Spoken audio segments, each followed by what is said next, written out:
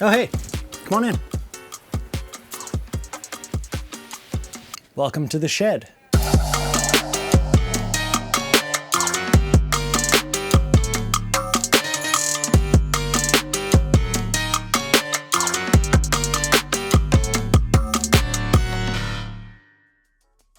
Welcome to my shed/YouTube studio, and yes, you heard that correctly. I'm basically in a shed in a backyard. It's a bit of an oversized shed, which makes it a viable option for my YouTube studio. We've got about 20 by 10 feet, which if you saw my previous YouTube studio tour video, you'll know that I've basically doubled in size, which gives me some advantages, which is really nice, but we've also got some disadvantages that we'll talk about in a little bit. Now, I've been working on getting this to be my perfect YouTube studio setup for the 7 months that I've been in here, and I don't think I'm ever really going to get to that point, but I am pretty happy with where I am right now. And even though it's going to continue to change, I thought this would be a good point to finally show you around and let you see what I've got going on kind of behind the curtain, the parts that you don't see from my YouTube videos. So the space, like I said, is a 20 by 10 foot. So we got about 200 square feet of space in here.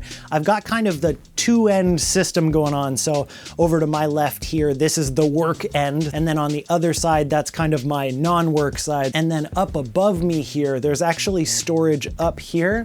So we've got this ladder that pops down like this. And then I can crawl up here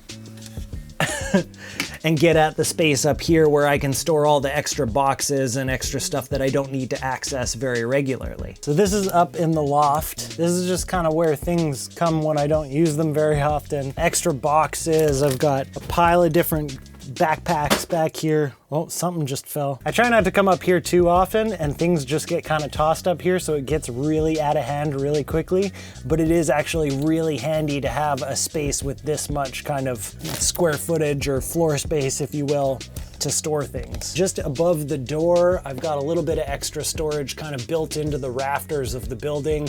I've got a bunch of extra backpacks and some extra light cases and a whole bunch of stuff. I really utilize my storage space. So on this side of the room, I've got my big Husky workbench, which has a pile of drawers, and it's also got this workbench top, which is really nice. It does take up a good portion of the room, but it also does so much. So if you come in here, not only do we have a nice big surface so I can be working on that, it's also where I keep my Rhino slider when I'm not using it. Anytime I need to show products and that kind of stuff, using the Rhino slider with the Arc 2 head is huge. We've got a smiley face full of Aperture MCs. Why is it a smiley face? Just because I like it that way. So I pull those off and they're handy to hide in behind stuff, and I can get different colors and that kind of stuff with that. I've got a little guitar amp for if I want to play guitar. I've got a couple of my guitars here as well. And then a little keyboard for when I'm making music. And just in case I need to get into some old school Nintendo games, I've got a little Nintendo that holds like, I forget what it is, like 800 games or something on there. I'm usually too busy to be playing it, but you know, it's there if I need it, if I need a little bit of a break. And then inside each of the drawers, we've got a little bit of organization. You're also gonna see where I keep my plethora of cables. So inside the top drawer, I've got a bigger keyboard. So this is when I'm doing my music production stuff. I pull this guy out. And for the most part, the top drawer is just kind of full of things that I need fairly regularly. So I use this other Rhino slider quite frequently when I'm going hiking and I want to have some movement. I've got gaff tape and just kind of some extra stuff that got thrown in there. I've got a couple of matte boxes and then some filter stuff over on this side. So mostly this is ND filters and stuff that I might need to grab regularly. Extra attachments that like probably just came off of cameras. And as we move down in this center row, we've got monitors and cleaning stuff, as well as some notebooks over here. I'm a bit of a notebook hoarder, so we'll see lots of those as we go. In this drawer, I've got kind of extra attachments, friction arms. I've got mini tripods, and then I've got handles over on this side. So many clamps, tools and such. So I've got a little level, scissors, just kind of some basic stuff that you might need as you're fixing things around the studio. This is the audio drawer, so I've got a pile of different microphones, a little mixer just in case I need it, XLR splitter, cloud lifter, all of these foamy windscreens and stuff for every microphone that I've ever owned in my entire life. And then the big bottom drawer is just kind of general purpose storage here. So I've got some cases and stuff, some extra hard drives, and then again, more notebooks over here too. We've got a drawer for basically anything that has to do with power and batteries. And then there's kind of more computery stuff back here. As we move down, we see a cable drawer. So we've got some extra SSDs and hard drives and stuff in the corner there. And then mostly these are just cables that I use fairly regularly. This is cables that I don't use as regularly, and they are organized. They might not look like it. We've got USB-Cs, USB-A to USB-C, and then HDMI in the back corner. I know where everything is, I promise. And then at the bottom here, I've got a bunch of different tripods. So I've got my three-legged thing tripods in there, and then I've got my Polar Pro pivot down here, my shoulder rig, just in case I want to use that. And then the final compartment in the Husky workbench is over on this side. So this opens up, and then I've just got a kind of big storage bin. This is just like big attachments. So there are magic arms and cages and anything that I might need to rig something up in the studio. And then up here, we've got things like straps and extra XLR cables and stuff that doesn't need to get used too frequently, but is there just in case I need it. Kind of bigger cables is mostly what's in that. And then up on the top here, so we've got this shelf up top, and that's mostly just for decoration. I've got my Doctor Who guys, a couple extra cameras, and then my 100,000 subscriber plaque from YouTube. And that pretty much concludes the Husky workbench portion of it. Let's move over to the desk. All right, so behind me is where I spend probably 90% of my time, whether it's answering emails or editing videos. This is my desk. It is a sit-stand automatic desk from Autonomous. So I've got it programmed basically for two different heights. Program number 1 is my sitting height, and then program number 2 is my standing height. I'm not too crazy about like my cable management and that kind of stuff, but if we do kind of go under here a little bit, you can see that I've got these kind of baskets back here where I can shove all my cables in. So they don't look too messy when you're not looking directly at them, but you can tell that it is kind of a rat's nest in there. And actually down on the bottom of the desk here, my OWC Thunder Bay 4 down here, and this holds 4 Western Digital hard drives. This is set up in a RAID 5 configuration, and that's where I put everything that I'm done with working on. And then that also gets backed up to the cloud. Moving back up on top of the desk, as you can see, I've got a dual monitor setup, and I specifically did it in a vertical way so that I could keep my head in one spot instead of having to move my neck left and right. I've tried it both ways, and I actually really prefer it this way. These are both ViewSonic 27 inches, the 2785 and a 2786. So this is just the older version of what this one is. They're both 10-bit monitors, which is really nice, so I get really nice true color, and I color calibrate them pretty regularly. I try and do it every month or so. One of the things that I love about both of these is that they plug in just via USB-C, so I don't have to worry about having extra HDMI and all that kind of stuff. But if I really did want to, I probably could with this Thunderbolt dock under here. So this is a Thunderbolt dock from OWC. Just above that, I can't actually pull it out too much. There is a Thunderbolt 4 adapter as well that just kind of fans out, so I get 3 extra Thunderbolt cables that come out of that, just so I get enough inputs for all of the peripherals that I have here, including the monitors as well as my interface, my audio interface over here, which is a Focusrite 2i4. So it's got 2 inputs and 4 outputs. This is what I use to go out to my big main monitors, which are these guys here. These are the Focal Alpha 65. Absolutely love them. They're reasonably affordable as far as really nice studio monitors go, but they still do a great job and they sound great in this room as well. Back on my desk here, I've got little to-do cards. This is something that I saw in some kind of fancy version that looked really nice, but it was a little bit expensive. So I just went on Amazon and I found these to-do cards, and I found a little business card holder and decided to just throw my little to-do list cards in there and make my own little $20 version of the fancy one that I saw online. And then over on this side of the desk here, I've got my classic trick where I've got one of those clamps that you saw I had way too many of, and that's what holds my headphones.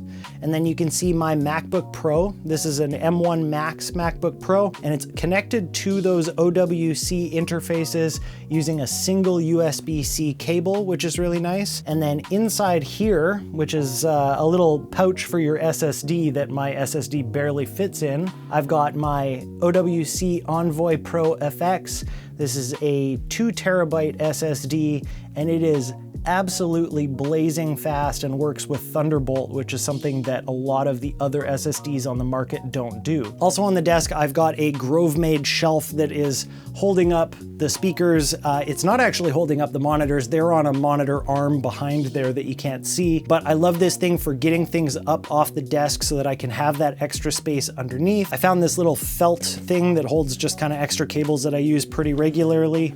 And then there's a little shelf in here so I can also get my extra mouse and extra cables or whatever I need under there. But mostly the shelf is just there so that I can hide more things underneath. I get more space for the things that I use really regularly. Over on this side of the desk, I've got my Becky and Chris mug here, which I really love. It's a little small for myself for drinking coffee out of because I like to have big coffee cups, but it's great for holding my pens. And then I've got this, I'm not 100% sure how to pronounce it, Visitu, I think it is. It's a heated mug, so it's actually an electric mug that will keep my coffee at the temperature that I prefer it at.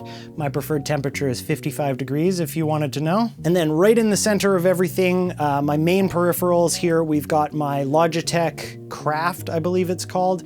It's made specifically for Mac, and it's got this little extra knob on it here so that you can program it to do whatever you want. I don't actually use that much, but it is a cool idea. And then I've got my Kensington trackball over here. I believe they call it the Kensington Expert mouse, and this is the Bluetooth version. Basically, it's like an upside down mouse if you've never used a trackball before. So this is how I move my mouse around, and then I've got 4 buttons to click as well as a scroll wheel right there, and you can program the buttons to do whatever you want. So I've got, if you hit the top 2 at the same time, it's like a middle click. This is my main click. This is my right click, so on and so forth. So you can really do a lot with this. And the nice thing is that you're not moving your wrist around a lot, so you're not gonna get as bad of like carpal tunnel or any of the problems that people have with typical mouses. Mice?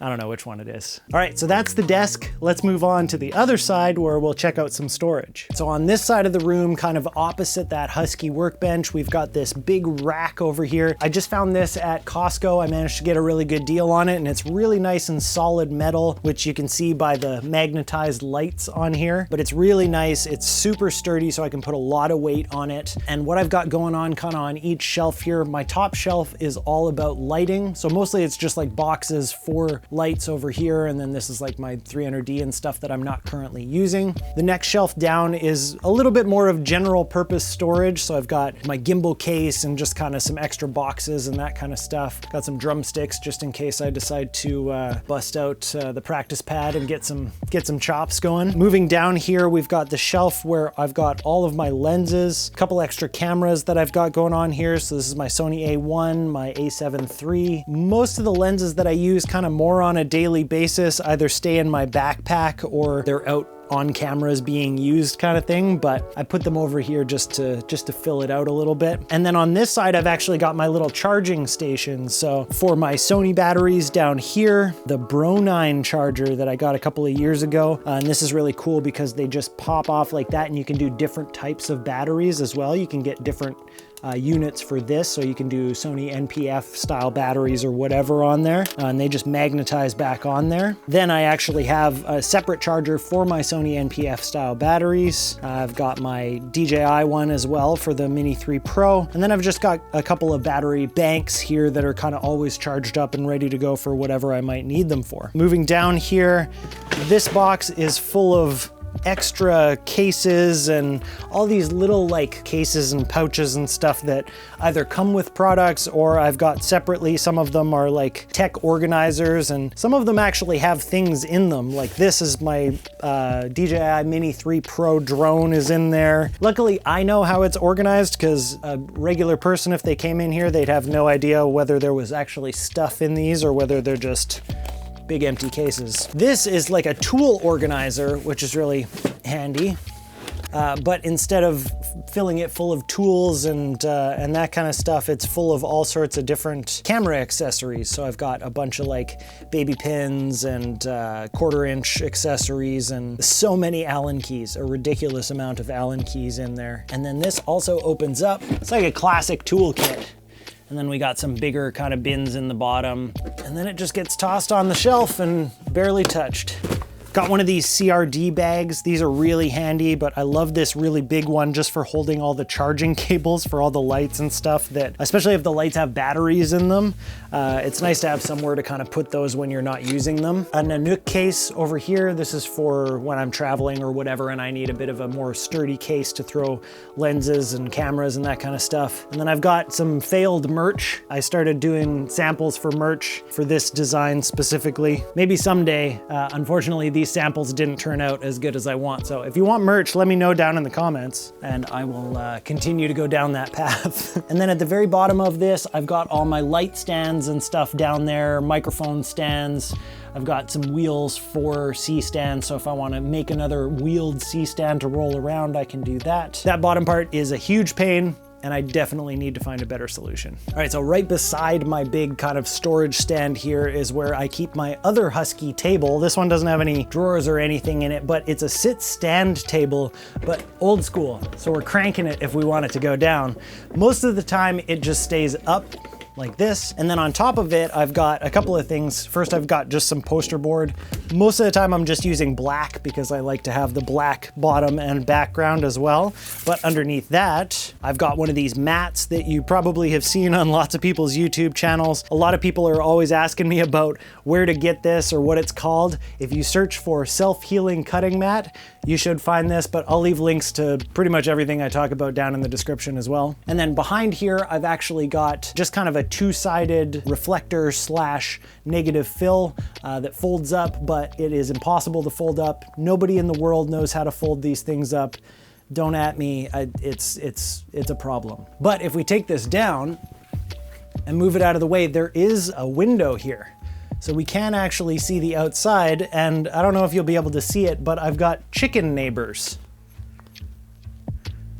The next door neighbors here have a chicken coop in their backyard, and I just happen to be butted right up against it. So in the early mornings when I'm here having my coffee and answering my emails, I have to put headphones in because they get pretty loud when they're hooting and hollering or whatever the sound that a chicken makes would be considered. So as we come over past the table, this is where I keep my guitars. I do still do some music production here as well, even though YouTube has become more of the main focus for me. So I've got my electric, my bass, and my acoustic here so that I can still be making music. And then as we move over into the far corner on the non-YouTube side of the studio, this is just kind of, I don't know, this is where I put stuff when I don't know where to put it. General purpose storage, I suppose, is what you could think of this corner as. And over in this corner, kind of hidden behind a little curtain here, I've got my Dunna Did It neon sign, as well as my little kitchenette. Just a little microwave and kind of where I make my coffee. Got a water jug, so if I'm here for a long time. And then down below here, I've got a little camping toilet. I haven't had to go poo in there yet, but maybe someday I'll have an emergency and need to use it. So I haven't done a lot with the walls. There's not really a whole lot of wall space to do anything with, but in the corners, I've got a couple of acoustic panels, one on either side. These are the same ones that I used in my previous studio as well. They're just 2-inch semi-rigid fiberglass acoustic panels, so they help with the sound a little bit.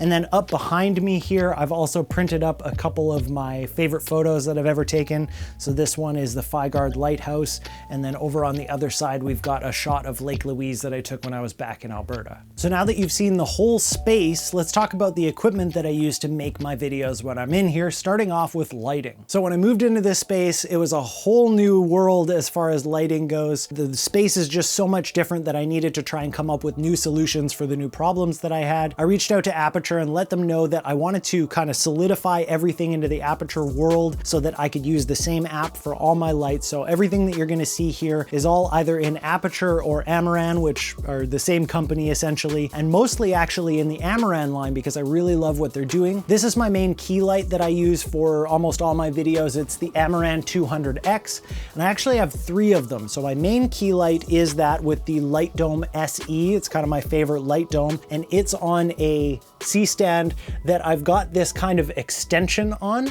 And this comes from, if you saw in a previous video, there was this single stand made by Falcam that you would put between your ceiling and your floor, and then you would attach a bunch of stuff to it so you could have everything on one stand. These little pieces are actually from that, and they attach to the top of the light stand so that I can move this around without having to move the base. And that's really nice because, as you can see here, I also like to attach a camera and a monitor and a battery and a bunch of other stuff. So I've got kind of a one stand to do it all kind of thing, but I still have the ability to move my light around when I need to. The other kind of main light that I use is another 200X, but I've got it attached to the kind of rafters in the building. And I'm just using like a little clamp to attach it. I found that the light itself with the Light Dome Mini 2 on there is light enough that this holds it no problem. I never have any issues with it falling or moving or anything like that. And the nice thing is that I can move this around wherever I might need it. Mostly this is getting used as kind of a backlight or a hair light or a rim light, if you want to call it that. So then I've got the 2 lights set up with the big kind of main front key light, and I've got this, and then all my other lights can kind of just be additive. Beyond the 200Xs that I use for kind of my main lighting of me, I've also got a handful of Amaran tube lights as well. This is the T4C, and I've got 2 of those. One that I keep on an actual tripod, which is kind of a weird way, but the ball head is really handy for being able to maneuver this however I want. And this 3-legged thing tripod extends really high. So if I want to get this up and have it as kind of like a backlight or a hair light or something like that, it's really nice to be able to do. I just attached a tripod mount system onto it, and it can just kind of float around the studio for whatever I might need it. And then up above me here, I've also got another one of the same light, and it's attached to the ceiling using one of these little fluorescent light bulb holders. So you can get these at like Home Depot. You get a pile of them for like $5 or something like that, and just snaps in just like that. I can angle this however I want, and then I can turn it on using the app.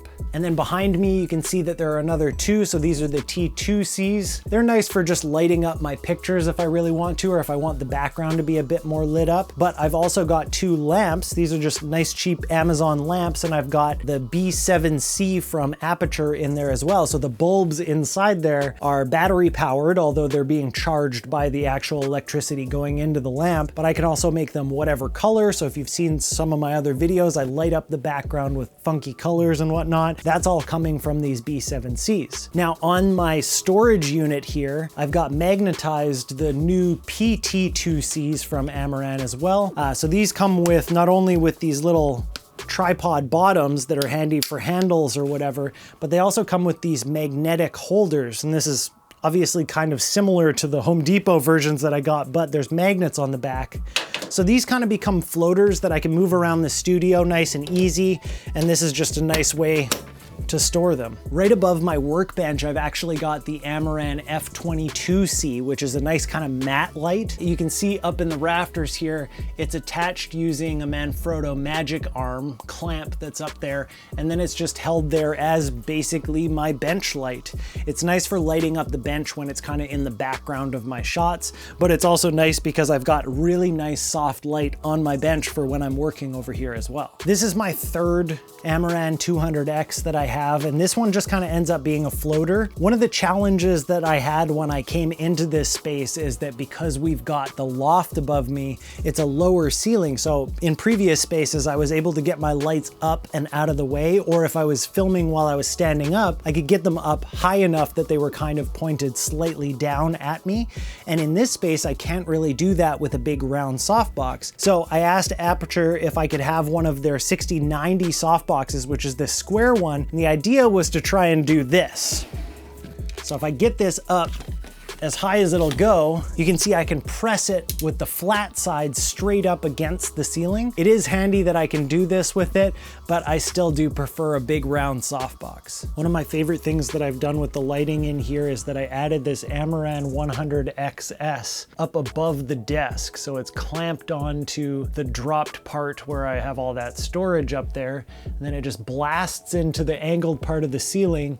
And then right above the desk, I've got this diffusion material that's just two-sided taped up above it, so it gives this really nice soft looking light coming right down onto the desk. Finally, we've got the big guy here. This is the Aperture P300C. This thing is heavy and huge and absolutely wonderful. Right now we're using it just to kind of throw light all around the room so that we can film this nice and easily. But this is, again, another one that kind of just floats around the studio for when I need it. I can do any color. I can do a ton of light out of this thing, but mostly this actually gets used when I need to go out and film things elsewhere and I need a whole lot of output and a nice soft source as well. So as you can see, I probably have way more lighting in this space than I actually need, but it's really nice to have all of that at just any moment's notice. I can grab what I need and have it ready to go. That being said, let's move on to some other equipment that I use, like my cameras and my audio. So like I said before, I've got this kind of one stand setup. I'm sure you've seen lots of them on YouTube right now because they're kind of a craze, but the basic idea here is that I've got a rolling stand. So this is a rolling impact stand. At the bottom of it, I've got a sandbag so that I'm keeping it nice and safe, making sure that it's not going to fall over. And then as we move up, I've just got this little arm that's being held on there by an impact clamp.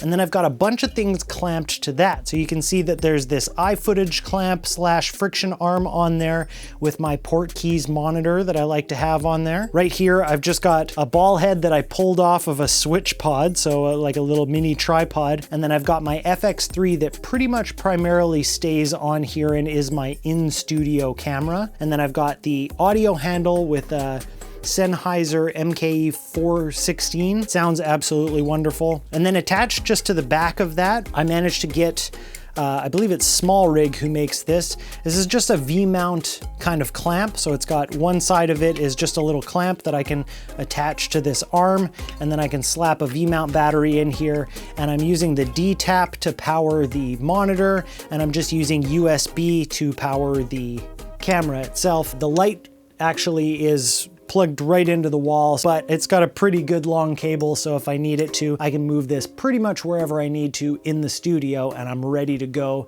with at least a minimal kind of nice setup. Now, the other thing that I like to do sometimes is actually film myself sitting at the desk kind of facing out this way. So what I'll do is I'll actually take off this speaker, and then I've got this kind of funky little attachment. So I've got my iFootage tripod here, and then I attach this piece to the top of it, and that allows me to get the tripod sitting kind of off in this corner, and it'll actually put the camera somewhere where this speaker would be. I saw this on Jenna Azaric on one of her behind the scenes kind of stories or something like that. I saw this and immediately reached out because I was like, I need that. Where did you find it? It's super handy. And then all I do is I pull this straight off. So I've got one of these Falcam quick release things.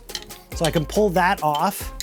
And then on the bottom side of my Rhino slider, I've got another quick release plate that just snaps right in here. And now I'm ready to shoot B-roll of any kind of products or anything that I need. And then when I want to put this attachment back on, again, it just snaps in there and it's ready to go. So if you've ever watched my videos, you'll know that I have multiple setups, and that's basically how I do it. I make everything kind of ready to go. I've got my one stand option so I can move my camera and that light around, as well as I can attach things to the ceiling if I really need to.